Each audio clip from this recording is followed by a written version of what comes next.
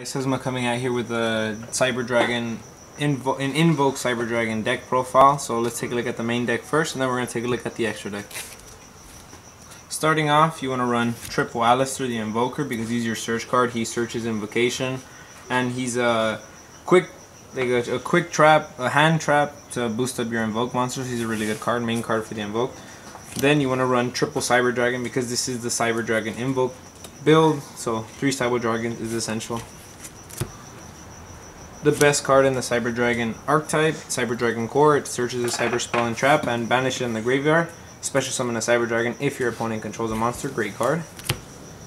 I only run 2 Cyber Dragon Dries because this isn't really focused on the Cyber Dragon Infinity, summoning him as quick as possible, but he is a good 1800 hitter and he becomes level 5, so in case you do have another Cyber Dragon Core or a Galaxy Soldier, you can XZ into Cyber Dragon Nova, then Infinity.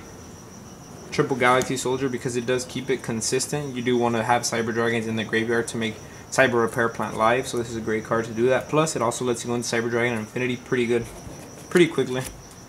2 Effect Veilers. I found that running 2 Effect Veilers is actually really helpful because you can, if you're not using them, you can pitch them for Galaxy Soldier, or you can sometimes, if it's been in your hand for a while, use Invocation on it, get Macabre. It's pretty much a negation card for a negation card, so really enjoy it.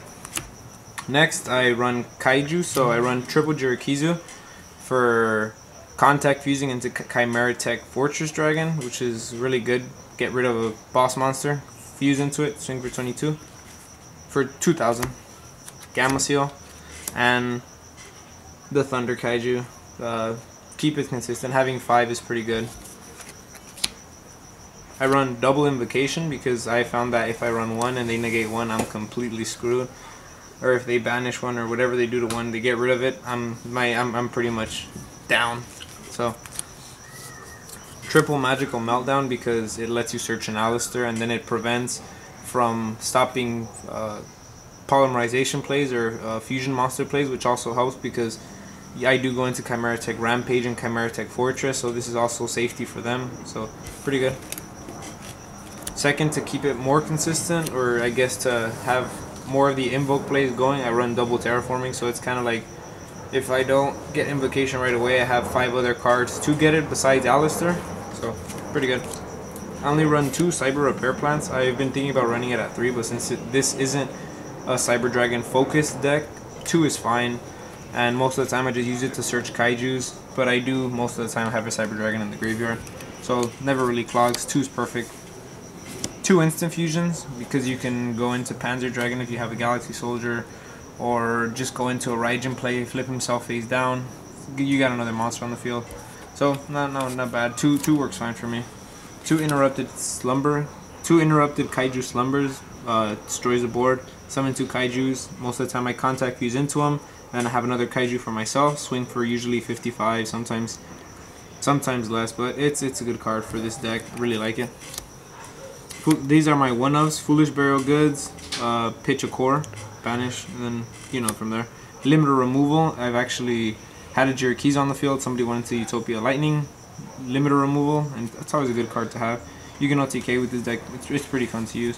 Raigeki, more board wipe, and my 3 tech cards for the deck are DNA Surgeries. Now the reason I run 3 DNA Surgeries is because you only really need to have 1 face down, and sometimes if they bottomless trap pull you, or let's say they use any trap, Macabre himself, having this in your hand, you can pitch this to the graveyard and negate and banish that. So and besides, you could turn, I've done it where you turn all your opponent's board into machines, contact fuse with any Cyber Dragon, Chimera Tech Fortress, and I've swung for 5,000-6,000. So this is actually a good card for Macabre because you can negate and you can bait out their Mystical Space Typhoons or Twin Twisters. So, great card.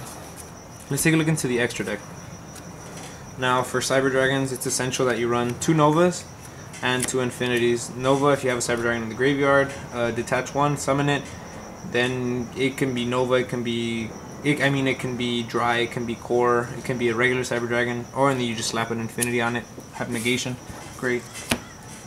Hope Harbinger because you can go into, after you swing, usually you go into Magillanica and Chimera Tech Fortress. or any Kaijus in Chimera Tech Fortress, and you have more negation. Great card.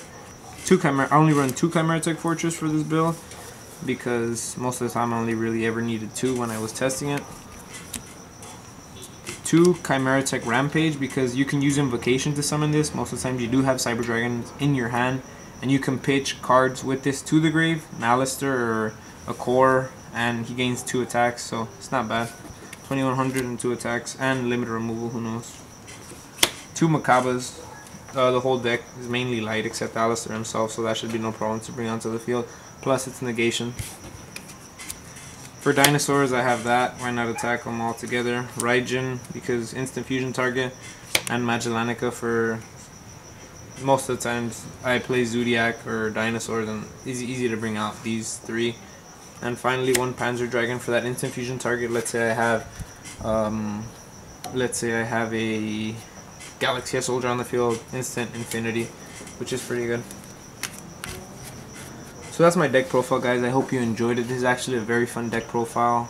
It's actually a very fun deck to use. I've topped 2 or 3 times with it. I've topped 4, and it's actually really fun to use. It's something different than what most people are playing, and I have had good experiences playing with dinosaurs and beating Zodiac. So this is actually it's a pretty competitive deck if run right.